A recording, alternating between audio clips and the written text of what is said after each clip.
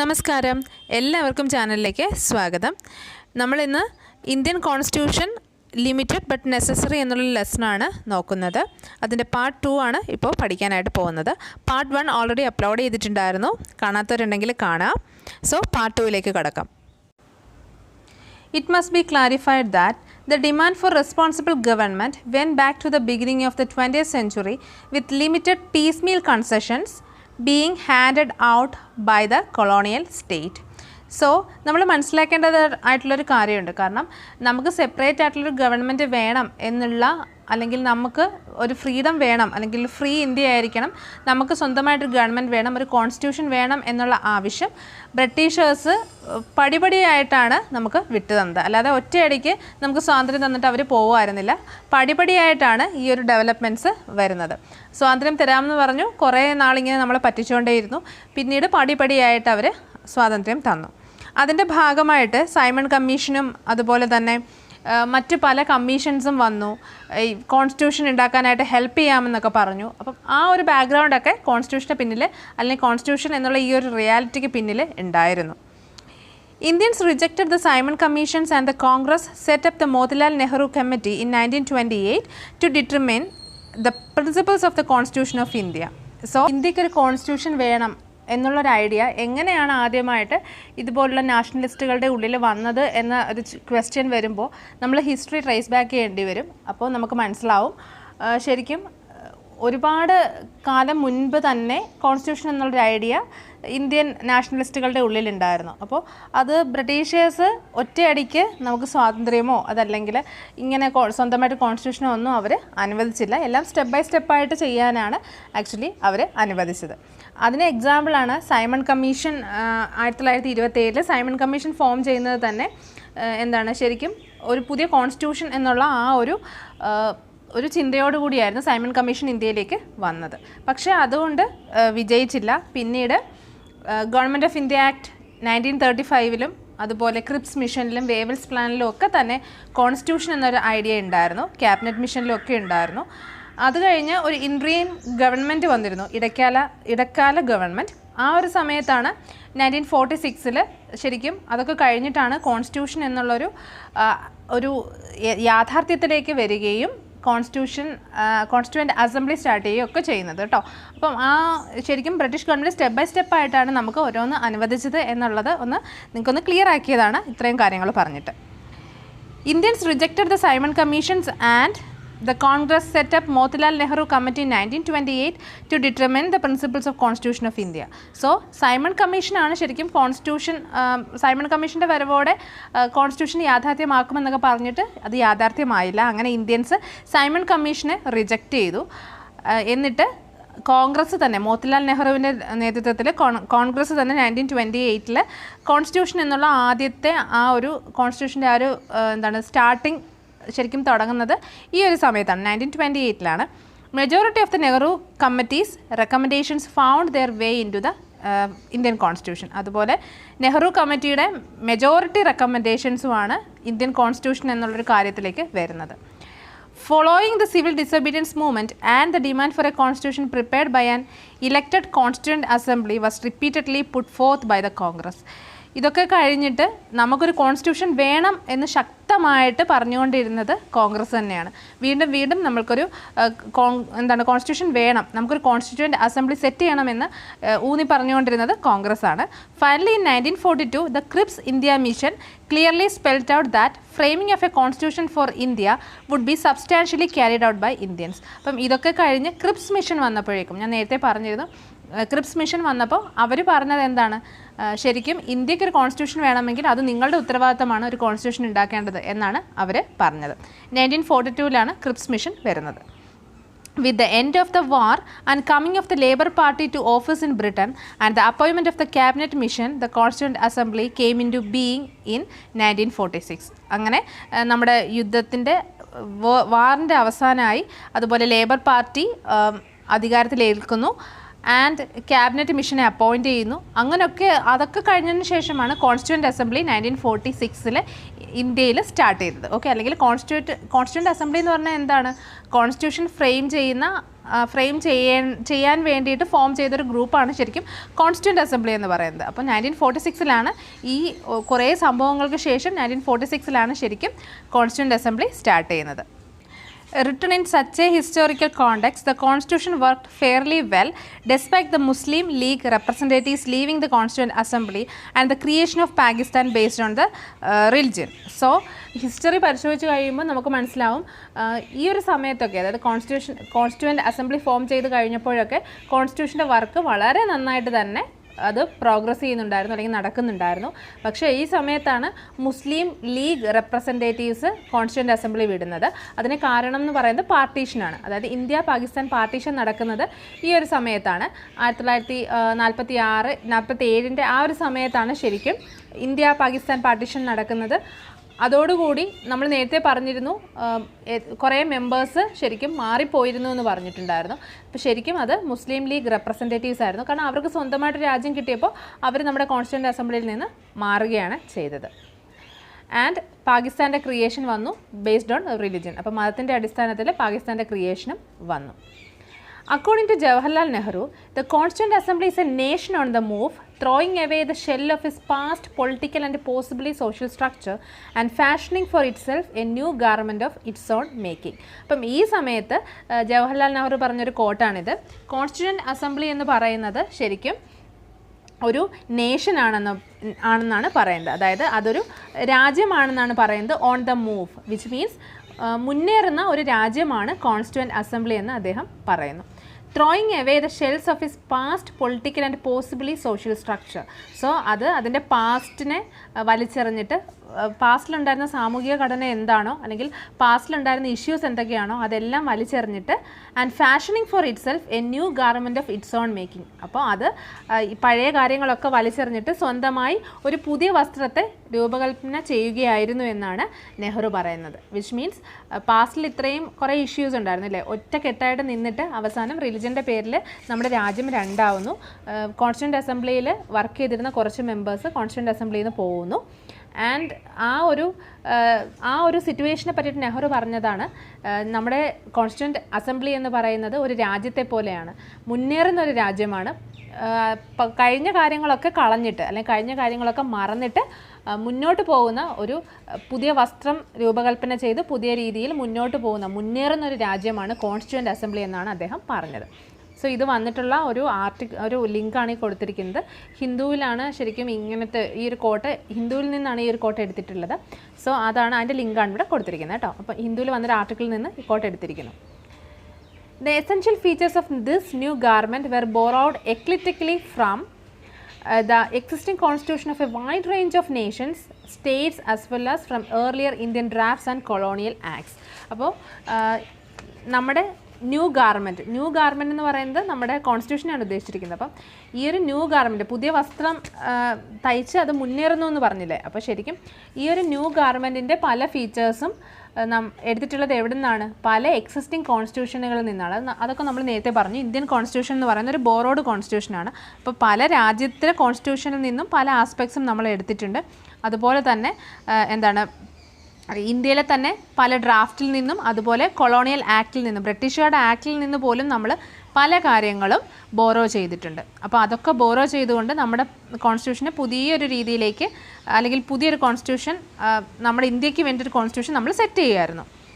The basic structure of the constitution as spelled out in the Keshavananda Bharati case refers inter alia to the primacy of the constitution over all other laws, the prescription of a sovereign, secular, democratic and republican government for India committed to building a welfare state based on the directive principles with federal features. അതായത് കോൺസ്റ്റിറ്റ്യൂഷൻ്റെ basic സ്ട്രക്ചറിനെ പറ്റിയിട്ട് കേശവാനന്ദ ഭാരതി കേസിന് ശേഷം പറഞ്ഞത് എന്താണെന്ന് നമുക്ക് നോക്കാം. ഇൻ്റർ ഏലിയ means അതൊരു Latin വേർഡാണ്. എമംഗ് അതർ തിങ്സ് എന്നാണ് അതിൻ്റെ മീനിങ്. അതായത് മറ്റു കാര്യങ്ങളിൽ നിന്നും നമുക്ക് മനസ്സിലാവുന്നൊരു കാര്യം എന്താണെന്ന് വെച്ചാൽ ഇന്ത്യൻ കോൺസ്റ്റിറ്റ്യൂഷൻ എപ്പോഴും പ്രൈമസിയാണ്. വിച്ച് മീൻസ് ഇന്ത്യൻ കോൺസ്റ്റിറ്റ്യൂഷൻ ഒന്നാമതായിട്ട് നിൽക്കുന്നതാണ്. മറ്റേത് നിയമത്തെ വെച്ച് നോക്കുമ്പോഴും ഇന്ത്യൻ കോൺസ്റ്റിറ്റ്യൂഷൻ തന്നെയാണ് ഒന്നാമതായിട്ട് നിൽക്കുന്നത്. The prescription of sovereign means പരമാധികാരം, സെക്കുലർ മീൻസ് മതേതരം, അതുപോലെ ഡെമോക്രാറ്റിക് മീൻസ് ജനാധിപത്യം. അപ്പോൾ മറ്റു കാര്യങ്ങൾ വെച്ച് നോക്കുമ്പോൾ എല്ലാ കാര്യത്തിലും ഇന്ത്യൻ കോൺസ്റ്റിറ്റ്യൂഷൻ തന്നെയാണ് മുന്നിൽ നിൽക്കുന്നത്. ആൻഡ് അതിനകത്ത് പറയുന്നത് എന്താണ്, ഇന്ത്യൻ കോൺസ്റ്റിറ്റ്യൂഷൻ്റെ ബേസിക് സ്ട്രക്ചർ എന്ന് പറയുന്നത് എന്താണ്, പരമാധികാര മതേതര ജനാധിപത്യ രാജ്യമായിരിക്കണം ഇന്ത്യ എന്നും അങ്ങനെ ഒരു ഗവൺമെൻറ് ആയിരിക്കണം ഇന്ത്യൻ ഗവൺമെൻറ് എന്നും, അതുപോലെ തന്നെ അവരുടെ ഉത്തരവാദിത്തം എന്തായിരിക്കണം എന്നാണ് പറയുന്നത്, ഡയറക്റ്റീവ് പ്രിൻസിപ്പിൾസിൽ ബേസ് ചെയ്തുകൊണ്ട് അല്ലെങ്കിൽ അതിനെ അടിസ്ഥാനപ്പെടുത്തിക്കൊണ്ട് മുന്നോട്ട് പോകണം. അതാണ് ശരിക്കും കോൺസ്റ്റിറ്റ്യൂഷൻ്റെ എയിം എന്ന് പറയുന്നത്. ഡയറക്റ്റീവ് പ്രിൻസിപ്പിൾസ് എന്ന് പറയുമ്പോൾ ഗാന്ധിയൻ തത്വങ്ങൾ ഉൾപ്പെടുത്തിക്കൊണ്ടുള്ള ഒരു ക്ഷേമ രാജ്യത്തിന് വേണ്ടിയിട്ടുള്ള ഒരു ഗാന്ധിയൻ തത്വങ്ങൾ കൂടി നമ്മൾ പാലിച്ചുകൊണ്ട് വേണം മുന്നോട്ട് പോവാൻ എന്നാണ് ശരിക്കും കോൺസ്റ്റിറ്റ്യൂഷൻ്റെ ബേസിക് സ്ട്രക്ചർ എന്നുള്ളതുകൊണ്ട് ഉദ്ദേശിക്കുന്നത്. അതായത് നമ്മുടെ രാജ്യം എന്ന് പറയുന്നത് ഒരു മതത്തിൻ്റെയോ ഒരു സമുദായത്തിൻ്റെയോ അതല്ലെങ്കിൽ ഒരു ക്ലാസിൻ്റെയോ ഒന്നും സ്വന്തമല്ല. നമ്മുടെ ഈ ഒരു രാജ്യം എന്ന് പറയുന്നത് എല്ലാവർക്കും സ്വന്തമാണ്. എല്ലാ മതക്കാരും എല്ലാ കൾച്ചറുള്ള ആൾക്കാർ, ഏത് കൾച്ചറുള്ള ആൾക്കാരായാലും മീൻസ് നമ്മളിപ്പോൾ നോക്കിക്കഴിഞ്ഞാൽ ഓരോ സ്റ്റേറ്റിലും ഓരോ കൾച്ചറാണ് അല്ലേ. കേരള കൾച്ചർ ആയിരിക്കില്ല തമിഴ്നാട്ടിൻ്റെ കൾച്ചർ. അപ്പോൾ കൾച്ചറലി പ്ലൂറൽ ആയിരിക്കണം, നമ്മളത് നേരത്തെ പറഞ്ഞു. അതുപോലെ സോവറിൻ ആയിരിക്കണം, സെക്കുലർ ആയിരിക്കണം, ഡെമോക്രാറ്റിക് ആയിരിക്കണം. അപ്പം ഈ കാര്യങ്ങളൊക്കെയാണ് ഇന്ത്യൻ കോൺസ്റ്റിറ്റ്യൂഷൻ്റെ ബേസിക് സ്ട്രക്ചർ. ഈ വേർഡ്സ് ഒന്നും ഒരിക്കലും നമുക്ക് ഇന്ത്യൻ കോൺസ്റ്റിറ്റ്യൂഷനിൽ നിന്ന് മാറ്റാൻ പറ്റില്ല. ആ സ്ട്രക്ചറിനുള്ളിൽ ഒതുങ്ങി നിന്നുകൊണ്ട് നമുക്ക് ഇന്ത്യൻ കോൺസ്റ്റിറ്റ്യൂഷനിൽ മാറ്റങ്ങൾ വരുത്താം.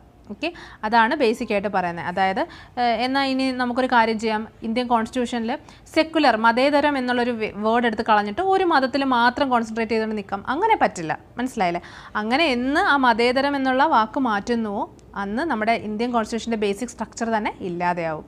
അതുപോലെ തന്നെയാണ് സോവറിൻ അല്ലെങ്കിൽ സെക്കുലർ, സോഷ്യലിസ്റ്റ്, ഡെമോക്രാറ്റിക് എന്നുള്ള ടേംസ് ഒക്കെ. അതൊക്കെ ബേസിക് സ്ട്രക്ചറിൻ്റെ ഭാഗമാണ്. അതൊക്കെ എടുത്തു മാറ്റിക്കഴിഞ്ഞാൽ നമ്മുടെ കോൺസ്റ്റിറ്റ്യൂഷൻ്റെ ബേസിക് സ്ട്രക്ചർ പോവും, ഇന്ത്യൻ കോൺസ്റ്റിറ്റ്യൂഷൻ ഇല്ലാതെയാവും. സോ ഒരിക്കലും ബേസിക് സ്ട്രക്ചർ മാറ്റിക്കൊണ്ട് നമുക്ക് കാര്യങ്ങൾ ചെയ്യാനായിട്ട് സാധിക്കില്ല. മനസ്സിലായെന്ന് വിചാരിക്കുന്നു.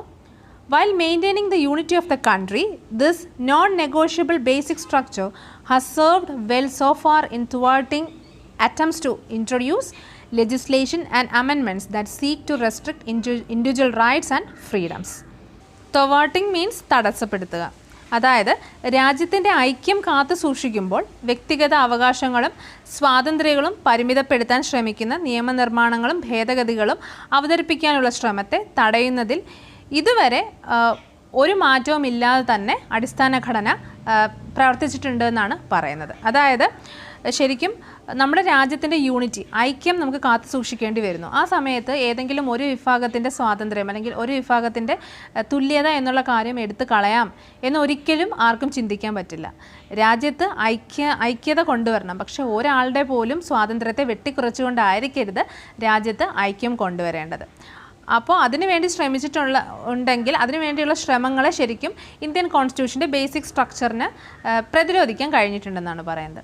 ഫോർ എക്സാമ്പിൾ, ഏതെങ്കിലും ഒരു മതത്തിൽപ്പെട്ട ആൾക്കാരുടെ സ്വാതന്ത്ര്യത്തെ വെട്ടിക്കുറച്ചുകൊണ്ട് നമ്മൾ ഐക്യം കൊണ്ടുവരാൻ ശ്രമിക്കുന്നു എന്ന് വിചാരിക്കുക. അങ്ങനെ ഒരിക്കലും പോസിബിൾ ആവില്ല.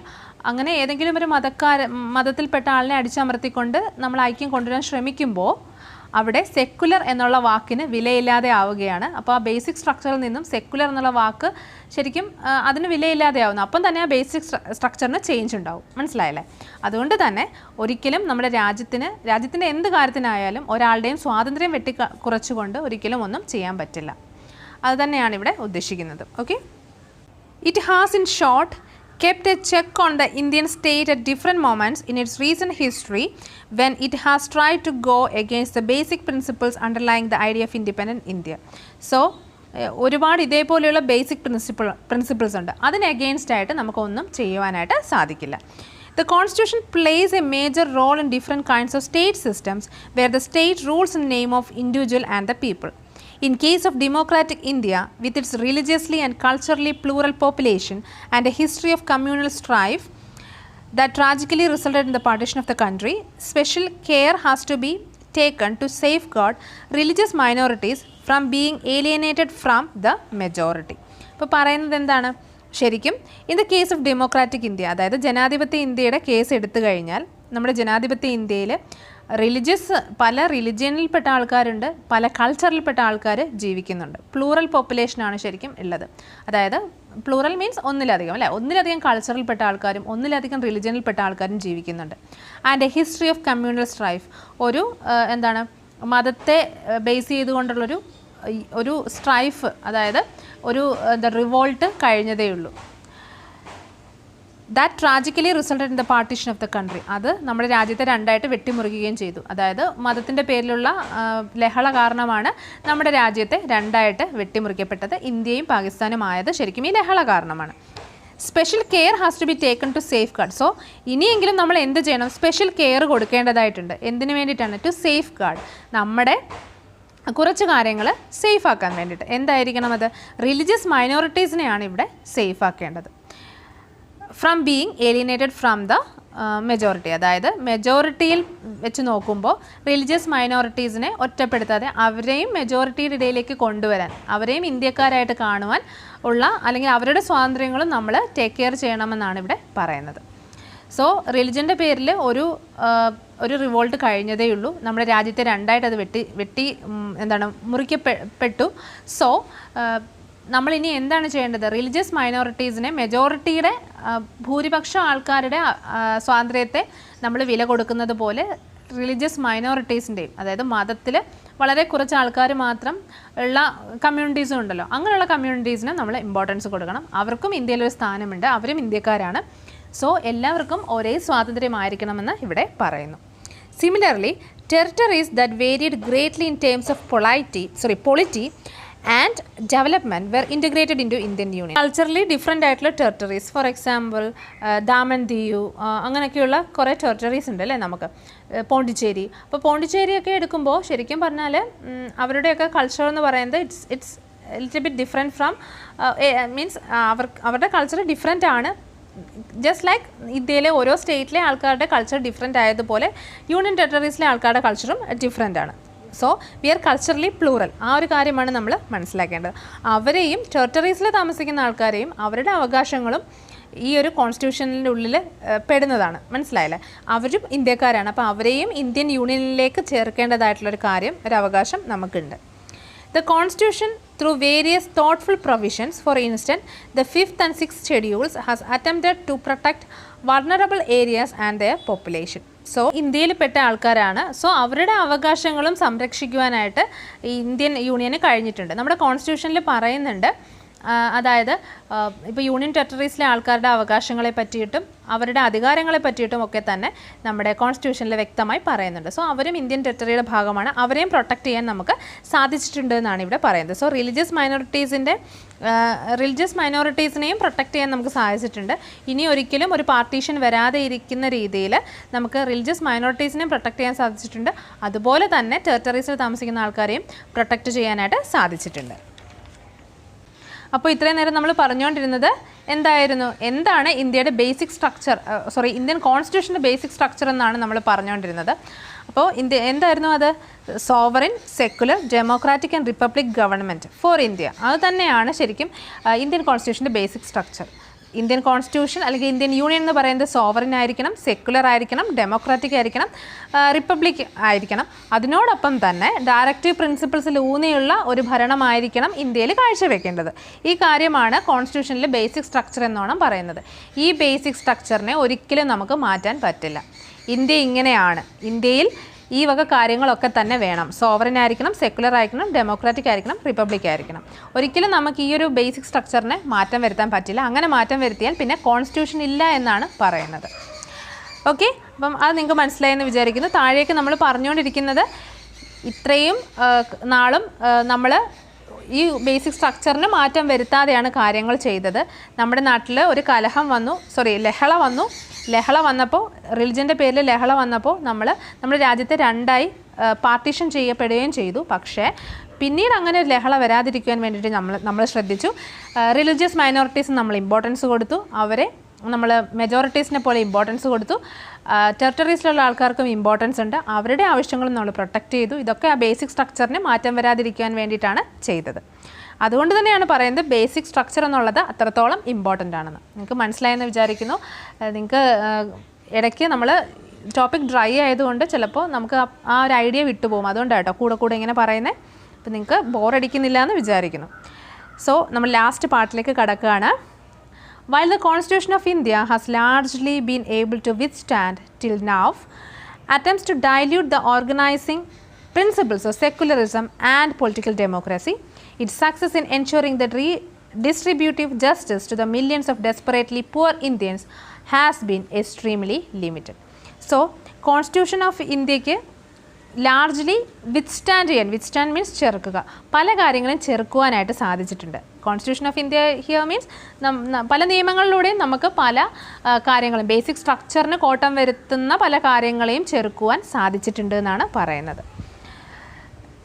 ഏതൊക്കെ കാര്യങ്ങളാണെന്നാണ് പറയുന്നത്? Attempts to dilute the organising principles of secularism and political democracy. ഒരുപാട് അറ്റംപ്റ്റ്സ് നടന്നിട്ടുണ്ട് ഈ സെക്കുലറിസം, മതേതരത്വം എന്നുള്ളതും അതുപോലെ പൊളിറ്റിക്കൽ ഡെമോക്രസി എന്നുള്ള രണ്ട് ആസ്പെക്ട്സിനെ മാറ്റുവാനായിട്ട്, ജനാധിപത്യവും മതേതരവും ഇങ്ങനെയുള്ള രണ്ട് ആസ്പെക്ട്സിനെ മാറ്റുവാനായിട്ട് ഒരുപാട് അറ്റംപ്റ്റ്സ് നടന്നിട്ടുണ്ട്. പക്ഷേ അതിനെയൊക്കെ നമ്മൾക്ക് ചെറുക്കുവാനും സാധിച്ചിട്ടുണ്ട്. ബട്ട് നമ്മുടെ കോൺസ്റ്റിറ്റ്യൂഷൻ്റെ മെറിറ്റ്സ് ആണ് ഈ പറഞ്ഞുകൊണ്ടിരിക്കുന്നത്, മനസ്സിലായില്ലേ? ഇനി ഡീമെറിറ്റ് പറയാണ്. Its success in ensuring redistributive justice to the millions of desperately poor Indians. പക്ഷേ ഒരുപാട് പാവപ്പെട്ട ഇന്ത്യക്കാർക്ക് നീതി, പല കാര്യത്തിലും നീതി നടപ്പാക്കുന്ന കാര്യത്തിൽ നമ്മൾ ഫെയിൽഡായിപ്പോയി. എല്ലാ കാര്യത്തിലുമല്ല, ചില കാര്യങ്ങളിലെങ്കിലും നമ്മൾ ഈ റീഡിസ്ട്രിബ്യൂട്ടീവ് ജസ്റ്റിസ്, അതായത് ഒരു കുറ്റത്തിന് തക്കതായ ശിക്ഷ എന്നുള്ള ആ ഒരു നീതി നടപ്പാക്കുന്ന കാര്യത്തിൽ നമ്മൾ പല കാര്യങ്ങൾ നോക്കിയാലും നമ്മൾ ഫെയിൽഡായിപ്പോയി എന്നാണ് പറയുന്നത്. ഒരു സിമ്പിൾ എക്സാമ്പിൾ നമുക്ക് വേണമെങ്കിൽ പറയാം. ഇപ്പോൾ റേപ്പിൻ്റെയൊക്കെ കേസിൽ പലരും പറയുന്നുണ്ടായിരുന്നു, ശരിക്കും റേപ്പ് നടക്കുമ്പോൾ റേപ്പ് ചെയ്യുന്ന ആളെ മറ്റ് പല രാജ്യങ്ങളിലെയും പോലെ അവർക്ക് അപ്പോൾ തന്നെ അവരെ തലവെട്ടാനും കൈവെട്ടാനും കാലുവെട്ടാനും ഉള്ള നിയമം നമുക്ക് വേണമായിരുന്നു എന്ന് പലരും പറയുന്നുണ്ട്. പക്ഷേ അങ്ങനൊരു നിയമം നമ്മുടെ ഇന്ത്യയിലില്ല. അതുകൊണ്ട് തന്നെ റേപ്പ് കേസസ് വളരെ കൂടുതലാണ്. അപ്പം ആ ഒരു എക്സാമ്പിളൊക്കെ നമുക്ക് വേണമെങ്കിൽ ഇവിടെ പറയാം. നമ്മുടെ പണിഷ്മെൻറ്റ് ശരിക്കും അത് കറക്റ്റ് ഒരു പണിഷ്മെൻ്റ് ആവുന്നില്ല എന്നൊരു ലിമിറ്റേഷൻ പലരും പറയുന്നുണ്ട്. അത് ഒരു പരിധിവരെ സത്യമാണ് താനും. Doctor B.R. അംബേദ്കർ പറയുന്ന ഒരു കോട്ട് ഇതിൽ ഇൻക്ലൂഡ് ചെയ്തിട്ടുണ്ട്. As doctor B.R. Ambedkar insightfully commented, parliamentary democracy developed a passion for liberty. It failed to realize the significance of equality and did not endeavor to strike a balance between liberty and equality, with the result that liberty swallowed equality and has made democracy a name and a farce. അതായത് parliamentary ജനാധിപത്യം സ്വാതന്ത്ര്യത്തിനോടുള്ളൊരു അഭിനിവേശം വളർത്തിയെടുത്തു എന്നാണ് പറയുന്നത്. Okay, അപ്പം നമുക്ക് എന്താണ് ശരിക്കും parliamentary ഭരണം അമിത സ്വാതന്ത്ര്യത്തിനോടുള്ളൊരു ആവേശം നമ്മളിൽ വളർത്തിയെടുത്തു. ഇത് സമത്വത്തിൻ്റെ പ്രാധാന്യം മനസ്സിലാക്കുന്ന കാര്യത്തിൽ പരാജയപ്പെടുകയുണ്ടായി. അതുപോലെ തന്നെ സ്വാതന്ത്ര്യവും സമത്വവും തമ്മിലുള്ള സന്തുലിതാവസ്ഥ സൃഷ്ടിക്കാൻ പോലും ഇത് ശ്രമിച്ചിട്ടില്ല. വിച്ച് മീൻസ് സ്വാതന്ത്ര്യം എന്താണ്, സമത്വം എന്താണ്, അത് തമ്മിലുള്ളൊരു ബാലൻസ് സൃഷ്ടിക്കാൻ പോലും പാർലമെൻ്ററി ഡെമോക്രസിക്ക് കഴിഞ്ഞിട്ടില്ല എന്ന് അദ്ദേഹം പറയുന്നു. ഇതിൻ്റെ ഫലമായിട്ട് ആസ് എ റിസൾട്ട് എന്താണ് ഉണ്ടായത്? ലിബർട്ടി സാളോഡ് ഇക്വാളിറ്റി, അതായത് സ്വാതന്ത്ര്യം സമത്വത്തെ സ്വാളോ ചെയ്തു. വിച്ച് മീൻസ് വിഴുങ്ങി, അല്ലെങ്കിൽ അത് എന്താണ് സമത്വത്തിൽ സ്വാതന്ത്ര്യം മീൻസ് സമത്വം സ്വാതന്ത്ര്യം എന്നീ രണ്ട് ആസ്പെക്ട്സ്. അപ്പം സമത്വം എന്നുള്ളത് സ്വാതന്ത്ര്യത്തിനുള്ളിൽ ആയിപ്പോയി എന്ന് പറയുന്നു. ജനാധിപത്യം വെറുമൊരു പേരായി മാറി, അല്ലെങ്കിൽ വെറുമൊരു പ്രഹസനം. ഫാസ് മീൻസ് പ്രഹസനം എന്നൊരു മീനിങ് ആണ്. അത് കളിയാക്കുക, ആ ഒരു രീതിയിൽ ആയിപ്പോയി ശരിക്കും ജനാധിപത്യം എന്നാണ് അദ്ദേഹം പറയുന്നത്. വിച്ച് മീൻസ് സ്വാതന്ത്ര്യവും സമത്വവും അത് രണ്ടാണ്. സമത്വം എന്ന് പറയുമ്പോൾ എല്ലാവരും നമുക്ക് എന്ത് ചെയ്യാനുമുള്ള സ്വാതന്ത്ര്യമുണ്ട്, പക്ഷേ എല്ലാവരും തുല്യരാണ് എന്നുള്ളൊരു വസ്തുത നമ്മൾ മനസ്സിലാക്കണം. ഇപ്പോൾ എനിക്ക് ഒരാളെ ഉപദ്രവിക്കുവാൻ എനിക്ക് സ്വാതന്ത്ര്യമുണ്ട്. ആ ഒരു സ്വാതന്ത്ര്യം ഞാൻ പാവപ്പെട്ട ഒരാളെ ഉപദ്രവിക്കുവാനായിട്ടല്ല എടുക്കേണ്ടത്. കാരണം നമ്മൾ മനസ്സിലാക്കേണ്ട എന്താണ്, പാവപ്പെട്ടവനും ഒരു സ്ഥാനമുണ്ട് എന്ന് മനസ്സിലാക്കണം. അതിപ്പോൾ അപ്പർ ക്ലാസ് ആയാലും ലോവർ ക്ലാസ് ആയാലും, അപ്പർ കാസ്റ്റ് ആയാലും ലോവർ കാസ്റ്റ് ആയാലും അങ്ങനെ ഒരു വേർതിരിവ് പാടില്ല. എല്ലാവരും ഈക്വലാണ്. പക്ഷേ പല ആൾക്കാരും സ്വാതന്ത്ര്യത്തെ ദുരുപയോഗം ചെയ്യുന്നു. സമത്വം എന്നുള്ളൊരു കാര്യത്തിന് ആരും ആ ഒരു ആശയത്തിന് ആരും ഒരു ഇമ്പോർട്ടൻസും കൊടുക്കുന്നില്ല. അതുകൊണ്ട് തന്നെ ജനാധിപത്യം എന്നുള്ളത് പേരിൽ ഒതുങ്ങിക്കഴിഞ്ഞു. ഇന്നത്തെ ഒരു സാമൂഹിക സ്ഥിതി വെച്ച് നോക്കിക്കഴിയുമ്പോൾ എല്ലാവർക്കും എല്ലാത്തിനും അവകാശങ്ങളുണ്ട്. പക്ഷേ അവകാശങ്ങൾ പലർക്കും കിട്ടുന്നില്ല. അതിപ്പോൾ എന്ത് കാര്യമായാലും ശരി, വസ്ത്രമായാലും പാർപ്പിടമായാലും തൊഴിലായാലും ഭക്ഷണമായാലും ഒക്കെ തന്നെ എല്ലാവരിലേക്കും എത്തുന്നില്ല. ഒരു വിഭാഗത്തിന് മാത്രം കിട്ടുന്നു എന്ന് പറയുമ്പോൾ അത് വളരെ വിഷമമുള്ളൊരു കാര്യമാണ് അല്ലേ. സോ ഇവിടെ പറയുന്നത് എന്താണ്, ശരിക്കും എല്ലാ കാര്യങ്ങളും എല്ലാവരുടെ അടുത്തേക്കും എത്തണം. അല്ലെങ്കിൽ പാവപ്പെട്ടവനായാലും പണക്കാരനായാലും എല്ലാവർക്കും ഒരേ അവകാശമുണ്ട്. ഇവിടെ സ്വാതന്ത്ര്യം സമത്വത്തെ വിഴുങ്ങിയെന്നാണ് അംബേദ്കർ പറയുന്നത്. അതുകൊണ്ട് തന്നെ ജനാധിപത്യം വെറുമൊരു പേരായി മാറി, ഒരു പ്രഹസനമായി മാറിയെന്ന് അദ്ദേഹം വളരെ അർത്ഥവത്തായൊരു ഒരു ലൈനാണ്. ശരിക്കും ഏതൊരു സിറ്റുവേഷൻ നോക്കിയാലും നമുക്കത് മനസ്സിലാവുകയും ചെയ്യും. സോ അംബേദ്കറിൻ്റെ the essential writings of B.R. Ambedkar എന്നുള്ള ഒരു കമ്പൈൽ ചെയ്ത ഒരു ബുക്കിൽ ഉള്ള ഒരു കോട്ടാണിത്. Conclude, in India today, the constitution, despite its failing to ensure redistributive justice, has to be safeguarded as it has successfully till now protected democratic rights and the secular nature of Indian polity. Democracy and secularism by themselves will not alleviate poverty and inequality, but then these are necessary though not sufficient conditions of redistributive justice. അപ്പോൾ നമുക്ക് conclude ചെയ്യുന്ന രീതിയിൽ ഇങ്ങനെ പറയാം, constitution ശരിക്കും റീഡിസ്ട്രിബ്യൂട്ടീവ് justice, അതായത് ശിക്ഷയ്ക്ക് means തക്ക കുറ്റത്തിന് തക്ക ശിക്ഷ, മനസ്സിലായല്ലേ. അപ്പോൾ കുറ്റം അറിഞ്ഞ് ശിക്ഷ കൊടുക്കുക. അപ്പം ആ ഒരു കാര്യത്തിൽ കോൺസ്റ്റിറ്റ്യൂഷൻ ഒന്നും ചെയ്യാൻ പറ്റിയിട്ടില്ലെങ്കിൽ പോലും ഈ ഒരു നിമിഷം വരെയും എല്ലാവരുടെയും ഡെമോക്രാറ്റിക് റൈറ്റ്സും അതുപോലെ തന്നെ സെക്കുലറിസവും സംരക്ഷിക്കുവാൻ ആർക്ക് കഴിഞ്ഞിട്ടുണ്ടെന്നാണ് പറയുന്നത്, കോൺസ്റ്റിറ്റ്യൂഷന് കഴിഞ്ഞിട്ടുണ്ട്. Democracy and secularism by themselves will not alleviate poverty or reduce inequality. Democracy ആയാലും സെക്കുലറിസം ആയാലും ജനാധിപത്യമായാലും മതേതരത്വം ആയാലും ഒരിക്കലും ദാരിദ്ര്യത്തെ ലഘൂകരിക്കുകയോ അല്ലെങ്കിൽ അസമത്വം കുറയ്ക്കുകയോ ഒന്നും ചെയ്യില്ല, അതൊരു സത്യമാണ്. But then these are necessary though not sufficient conditions of redistributive justice.